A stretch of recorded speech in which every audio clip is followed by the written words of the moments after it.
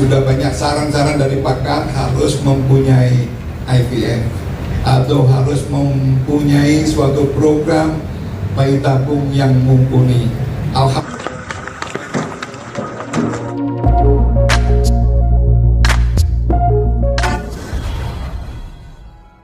Keliling-keliling, tanggapan yang pada ikutan tur klinik seperti apa, Dokter?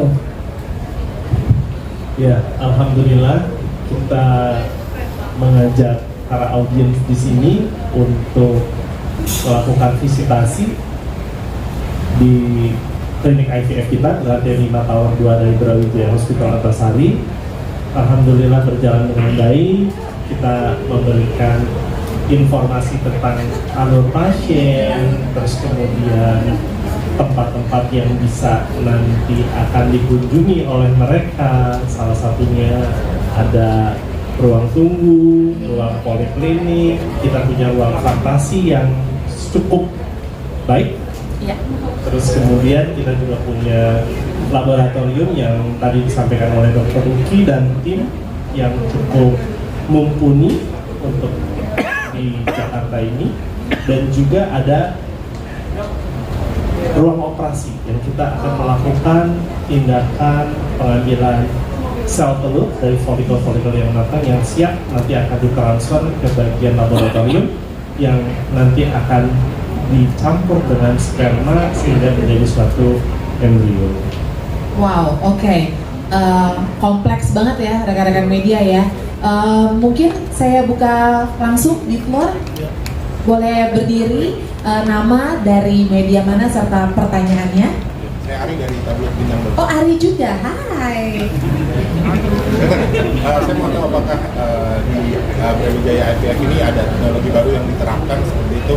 Terus tadi juga di awal sempat mendengar ada nilai lebih yang ditawarkan, nilai lebih yang diharapkan dari Brawijaya IVF ini. Nilai lebihnya apa aja? Mungkin proses yang lebih singkat kah, atau itu tadi teknologi yang maju, atau harga yang mungkin lebih miring, atau seperti apa? Terima kasih. Ya, di sini technical expertnya adalah Dr. Luki. Jadi Dr. Luki akan sampaikan itu semua. Monggo silakan Dr. Luki.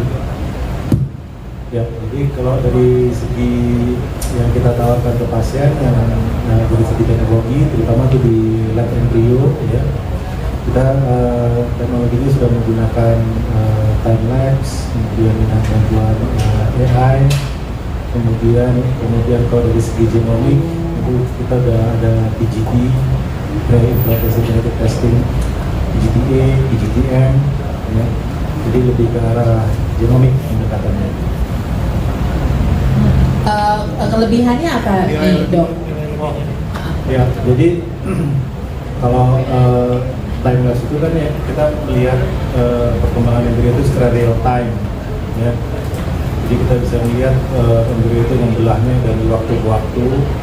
Kemudian kalau secara genomik, jadi kita yakin bahwa embrio yang kita masukkan ini adalah kromosomnya adalah kromosom yang normal. Kemudian kita juga bisa mendeteksi di embrio ini kalau misalnya pasangannya punya penyakit bawaan gitu ya. Nah itu embrio yang kita masukkan ini bebas dari penyakit bawaan tersebut, jadi bisa kita deteksi untuk penyakit-penyakit tertentu ya, misalnya kayak thalassemia, penyakit-penyakit bawaan keturunan. Oke. Bagaimana, Ari? Ya, Ari. Udah oke? Dari tablet bintang tadi ya? Oke, thank you so much. Satu lagi boleh? Satu lagi boleh. Tingkat keberhasilan mungkin boleh seperti apa? Ya, kalau dari segi teknologi genomik yang kita masukkan embrio yang sudah embrio euploid ya, yang dia embrio normal tentu saja keberhasilannya lebih tinggi ya dibanding yang tidak ada dilakukan pemeriksaan PGT. Tapi itu tergantung usia, penyebab gangguan kesuburannya apa, atau ada penyakit kandungan yang lain, atau ada kelainan spermanya berat apa enggak gitu ya. Tapi dengan kita yakin memasukkan embrio yang euploid, tentu saja chance keberhasilannya lebih meningkat. Karena kadang-kadang kita kalau lihat foto embrio itu lihat foto doang ya, Jadi kita nggak tahu, kayak kita lihat foto orang gitu ya, ini wah orangnya ganteng nih, tapi kita nggak tahu nih orangnya galak gitu. Nah, dengan pemeriksaan DGT itu kita tahu nih, oh, embrionya bagus. Kita lihat kromosom embrionya. Ah, ini embrionya ternyata nggak normal. Kalau embrionya nggak normal, ya nggak kita masukin dong. Gitu. Menambahkan mungkin pertanyaannya dari Mas Ari itu, kalau misalnya ada abnormalities itu, apakah di Brawijaya IVF Center itu ada pengobatannya atau treatmentnya? Ya, kalau yang nggak normal berarti ya tidak kita masukkan, Oh, oke. tidak transfer. Oke. Mungkin Dokter Adit ingin menambahkan atau Dokter Ut dari jawaban untuk pertanyaan Mas Ari? Mungkin sedikit Dr. Adit. Jadi preventif dari yang kita lakukan itu sudah maksimal, sehingga waktu kita bilang bahwa Anda punya embrio tidak punya, oh berarti saya bisa dihamilkan. Nah, embrionya sehat enggak? Nah, Dr. Luki udah sampaikan bahwa embrionya sehat. Kamu punya sakit talasemia yang embrio saat ini itu tidak terdeteksi ada talasemia, sehingga pada saat dimasukkan seorang ibu tuh lebih percaya diri bahwa oh ini sesuatu yang terbaik yang sudah dimasukkan, sehingga saya tidak tahu secara penelitian yang mungkin Dokter Luki gitu ya, biasanya kalau seorang ibunya itu tidak ada kekhawatiran, hormonnya itu akan lebih stabil, sehingga pastinya juga kemungkinan dihamilkannya akan lebih baik. Oke. Semoga menjawab. Gimana Dokter Adit untuk menambahkan? Izin dok, nambahin. Jadi memang kita bekerja sama dengan staff fertility yang memang mereka di PNA memiliki juga angka keberhasilan tinggi dengan menggunakan teknologi yang saat ini ada juga di tempat kita, yaitu time lapse incubator, ya. Jadi embrio berkembang dilihat dari kamera saja, jadi pertumbuhannya bisa dilihat. Tadi Dr. Luki sudah sampaikan. Tapi juga dengan genomic testing, jadi embrionya dicek ada kromosom yang abnormal nggak. Kalau ada, jangan ditransfer. Semua itu untuk meningkatkan pregnancy rate seperti Dr. Sampaikan, sehingga keberhasilan lebih tinggi. Berapa sih keberhasilannya? Di staff fertility saat ini keberhasilan 67%, pregnancy rate average gitu.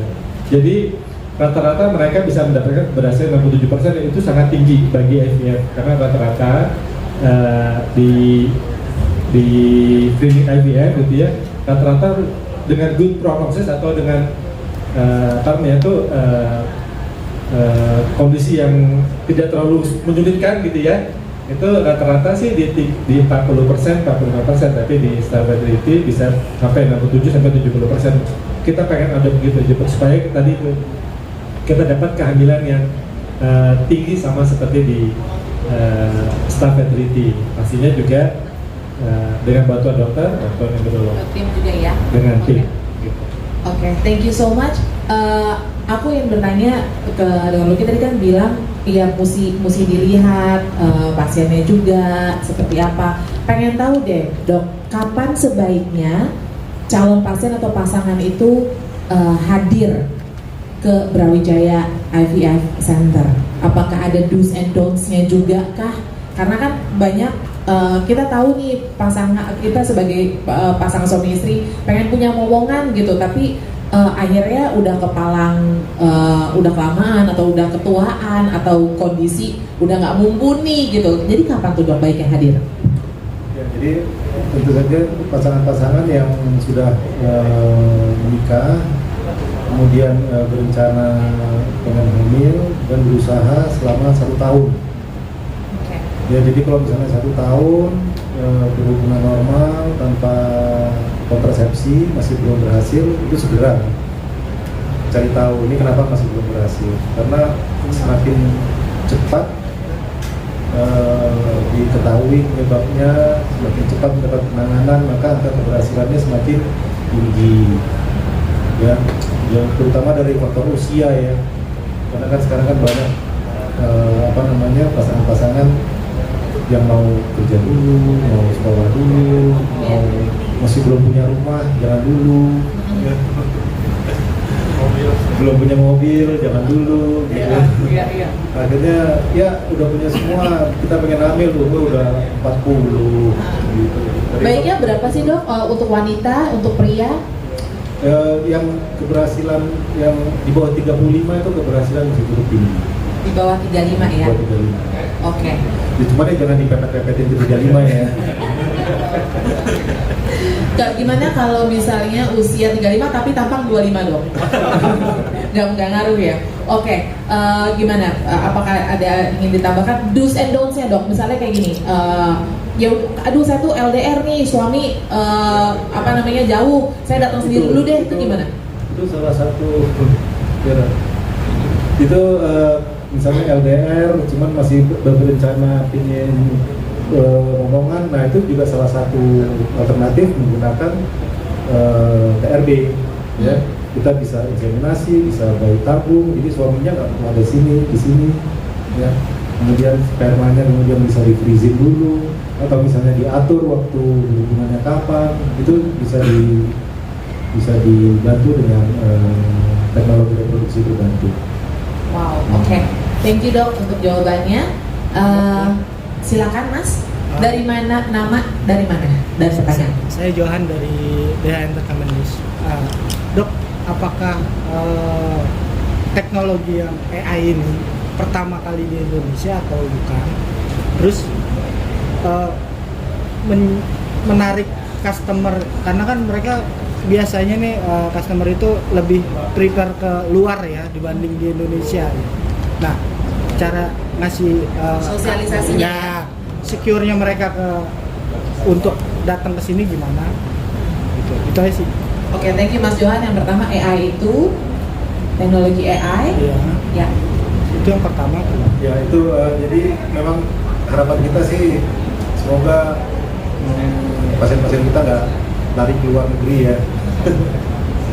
Orang udah ada di Karena sini gitu dok ya. sebetulnya pelayanan kita sebetulnya juga nggak beda-beda jauh juga kalau sama di luar negeri gitu ya. Hanya mungkin nggak tahu ya, mungkin pasien itu dia kepercayaan yang kita trust dari pasien itu ya yang harus kita raih supaya mereka nggak lari ke luar negeri, orang di sini juga bisa. Dan kalau dibanding dari segi biaya malah jauh lebih Biaya dan waktu ya. Biaya dan waktu juga lebih murah di Indonesia. Nah, sosialisasinya makanya dibutuhkan teman-teman nih untuk menyampaikan sebagai perpanjangan lidah gitu ya berita baik ini kepada keluarga Indonesia. Berikutnya tadi pertanyaannya. Teknologinya pertama di Indonesia. Teknologinya pertama di Indonesia kan? Kalau time-lapse sih nggak pertama ya di Indonesia. Tapi sudah standar. Oh nggak semua klinik IVF punya time-lapse. Oh iya, makanya itu. Iya. Berarti keunggulannya di sini. Iya. Untuk Dokter Adit mungkin sosialisasinya seperti apa nih supaya akhirnya orang tahu nih ada Brawijaya IVF Center akhirnya dibuka dan ini merupakan jawaban untuk rumah tangga yang ingin memiliki momongan. Ya, terima kasih.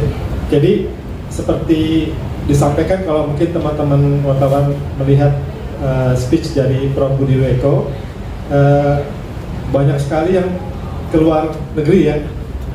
Pernah juga kita survei kenapa sih mereka alasannya keluar negeri.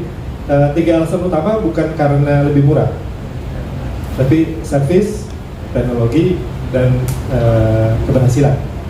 Jadi kalau apakah di Indonesia keberhasilan lebih rendah? Nggak juga sebenarnya, gitu ya. Tapi memang masih bisa dioptimalkan dengan penggunaan teknologi yang baik, gitu kan. Teknologi ada semua di Indonesia, ada sama juga seperti di Penang. Cuman kenapa di sana lebih tinggi mungkin, gitu kan. Nah, tapi kita ada di sini justru kita bisa sama nih jadinya karena kita ahli teknologi, ahli servis juga ya. Oh, gitu yes. ya. Jadi kita belajar servis sana seperti apa. Makanya timnya kalau dilihat itu dedicated semua. Perawatnya dedicated, admission dedicated, gitu kan. Kasir dedicated, ya apoteker dedicated, epidemiolog dedicated. Ya. Dokter juga spend more time-nya lebih banyak kan di fertility, termasuk Dr. Luki. Dr. Luki sepertinya nggak ke ANC lagi dok ya, fokus sama fertility dan ginekologi aja. prakteknya. Jadi tidak menangani pasien hamil besar itu tidak gitu. Jadi Oke. emang kita cari dokter yang memang dedicated untuk membantu pasien emang mendapatkan buah hati. Gitu. Yes. Nah, cara kami gimana?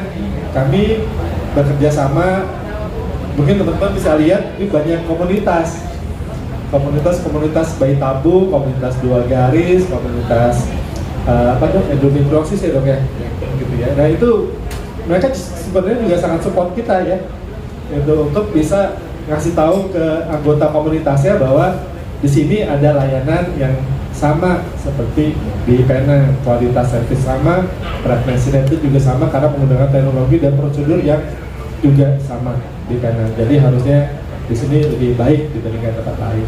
Gitu. Jadi memang kami masih terus mensosialisasikan ke teman-teman semuanya, pasangan yang membutuhkan buah hati via Instagram, sosial media, dan juga via komunitas-komunitas yang memang sangat ya membantu, gitu ya, sangat mencari Jadi informasi. 3 harapan yang dicari oleh pasien itu sudah dijawab ya. Sudah dijawab. Mengenai servis, mengenai teknologi, dan juga mengenai persentase keberhasilan ya, yang bisa dioptimalkan di Brawijaya IVF Center ini. Terima kasih sekali untuk jawabannya dan terima kasih. Yang terhormat Ibu Mira Kanis yang telah disebutkan, Mr. Kisi, and team from Malaysia.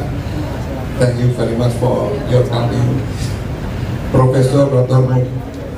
Farid Aziz, Bapak Misha, Profesor Dr. Agus Purwantianto. Terima kasih semua tim dan semua yang terlibat di dalam kegiatan apa yang sudah disampaikan, bahwa Brawijaya telah melahirkan setelah mimpi hampir 17 tahun. Setelah mimpi 17 tahun bahwa kita membuat Brawijaya Women and Children Hospital ini sebenarnya sudah banyak saran-saran dari pakar, harus mempunyai IVF atau harus mempunyai suatu program bayi tabung yang mumpuni. Alhamdulillah, realita mimpi itu lahir hari ini. Mudah-mudahan di dalam rangka program IVF yang sudah di-endorse sedemikian rupa dan sudah direncanakan sedemikian rupa, akan melahirkan IVF Center Brawijaya yang betul-betul mumpuni, yang bisa memberikan nilai tambah, bahwa IVF yang ada kita di Indonesia ini mungkin sudah baik. Mudah-mudahan Brawijaya akan memberikan nilai yang lebih baik lagi. Mudah-mudahan program IVF yang juga hari ini akan memberikan manfaat bagi kita semua, bagi Brawijaya khususnya, masyarakat dan bangsa. Amin amin ya rabbal alamin. IVF ini direncanakan atau di-range sedemikian rupa, terutama berkaitan dengan bagaimana meningkatkan kualitas dari IVF itu, terutama ditinjau dari teknologi, ditinjau dari manfaat yang dihadirkan.